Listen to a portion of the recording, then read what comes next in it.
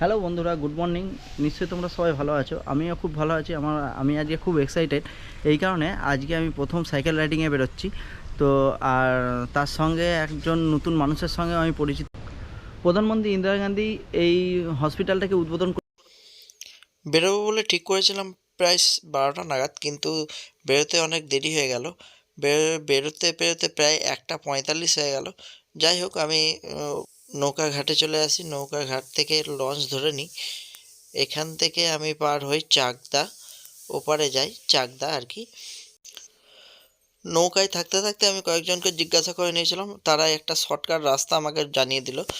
তো সেই রাস্তা ধরে আমি এগোতে থাকলাম। এইখান থেকে যাব বিদ্যান্তপুর বাজার, ওখান থেকে আবার লঞ্চ পার হব। লঞ্চ পার হয়ে যাব রাবণপুর ফেরিঘাট। এখন যাওয়া যাক বিদ্যান্তপুর বাজার। কাউকে জিজ্ঞেস করি কাকা, বিদ্যান্তপুর বাজার সামনে তো? আচ্ছা ঠিক আছে। বিদ্যান্তপুর বাজার 2 কিলোমিটার বলছে। এটা রাবণপুর ঘাট।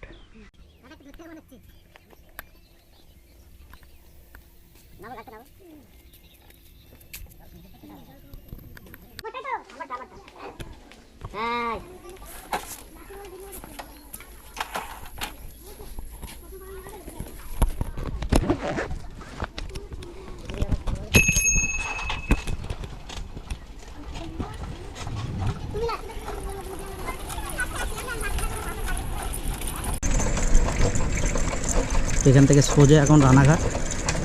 রানাঘাট যেতে মোটামুটি বলছে এরা 40 মিনিট, আমি অ্যাপ্রক্স 50 মিনিট ধরি, 10 মিনিট বেশি ধরি। রাস্তা খারাপ, আমার অচেনা রাস্তা তো।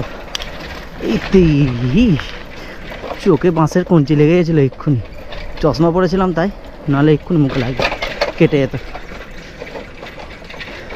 বিপদ, একেই বলে বিপদ। বিপদ আসতে টাইম লাগে না। এইটুকুনি নদী পার হলাম। আপ ডাউনে টাকা নিল, 2 টাকা ফেরত দিল। 10 টাকা 20 টাকা দিয়েছিলাম, 12 টাকা ফেরত দিল টোটাল।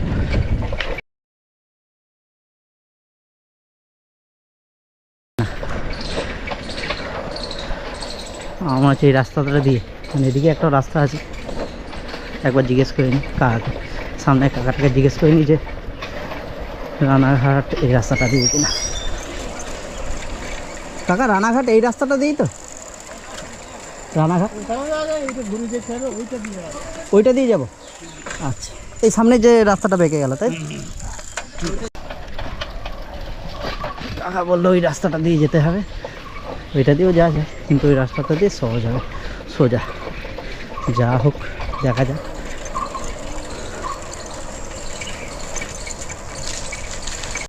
হ্যালো বন্ধুরা, যে কারণে আমি আজকে প্রথম এখানে এলাম, তার মূল উদ্দেশ্য ছিল আমার সবথেকে পরিচিত তার চ্যানেলটাও তোমাদের বলে দিচ্ছি পরে।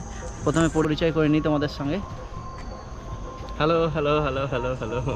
দাদার চ্যানেল হচ্ছে the Bengal rider, the Bengali rider.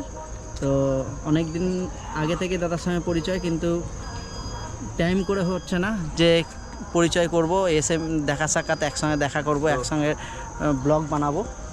তো বেসিক্যালি আজকে ভাই আমার সাথে ইনস্টাগ্রামে যোগাযোগ করে, আর আমরা দুজনে প্ল্যান করে এরকম একটা ছোট্ট সাইকেল রাইডে আমরা বেরিয়ে পড়েছি।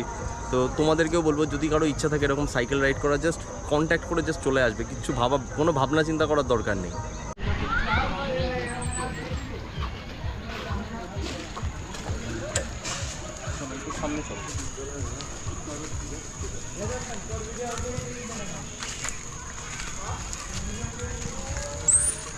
কেন্দ্রীয় বিদ্যালয় রানাঘাট।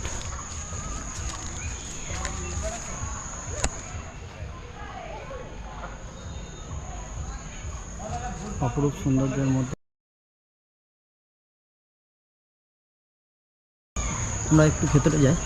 চলো দেখি ভেতরে কি পরিস্থিতি রয়েছে।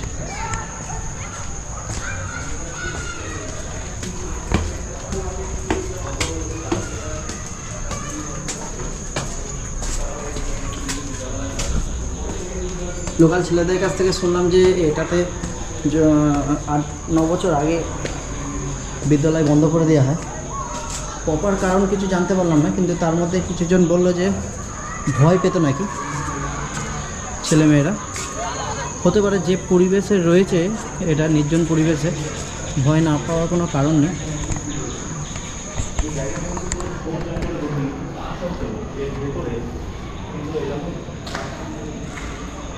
জায়গাগুলো দেখতেই পাচ্ছ, পরিষ্কার পরিচ্ছন্ন রয়েছে কিন্তু ব্যবহারযোগ্য না।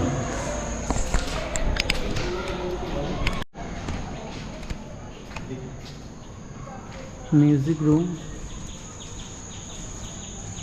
লাইব্রেরি, ক্লাস 9, আমার যতটা সম্ভব এইটা ক্লাস 10 বা 11 পর্যন্তই ছিল, 12 পর্যন্ত, 11 পর্যন্ত না 12 পর্যন্ত।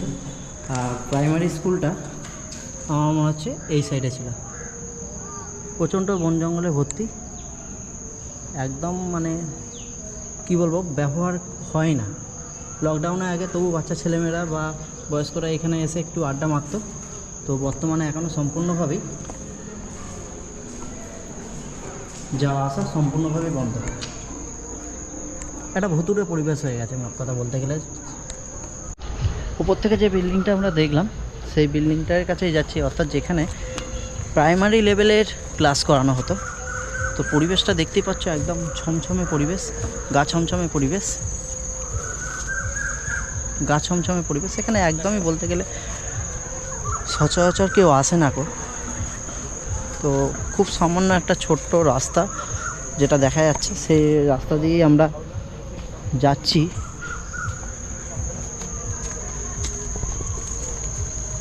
কোনো নির্ঝুম পরিবেশ, কিন্তু শুধু বন জঙ্গলে আর ব্যবহারযোগ্য হয়ে ওঠেনি।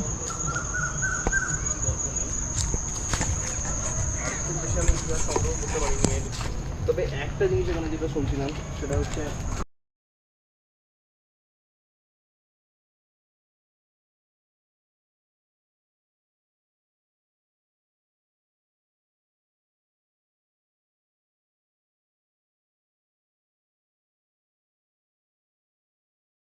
এটা পুরো একটা হল ঘর, মিডিলে কোনো কিছুই নেই। আমার মনে হচ্ছে এটা, আমার সত্যি কথা বলতে এখানে ঢুকে আমার গাটা ছমছম করছে। টিনের চাল ছিল আগেকার দিনে, এখনও টিনের চাল রয়েছে, গাটা সত্যি ছমছম করছে। একটু ভয় লাগছে, ভয় লাগছে না একদমই বলবো না। তো দেখতেই পাচ্ছ জায়গাটা,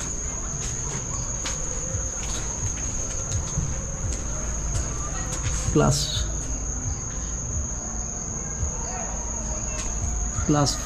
5, 6, এটা গেমস রুম।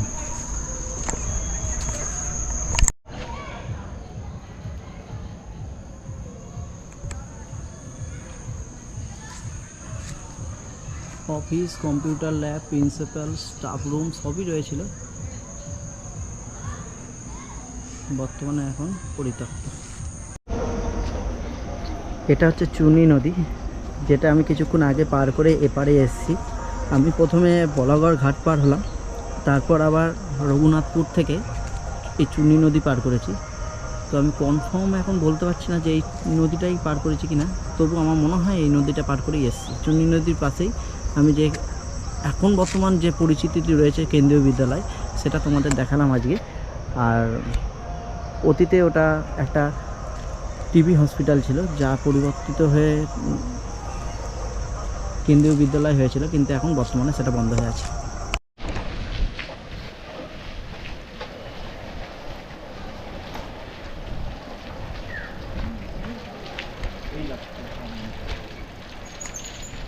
আটটা 3 আমি বেরিয়েছিলাম 1:45-এ।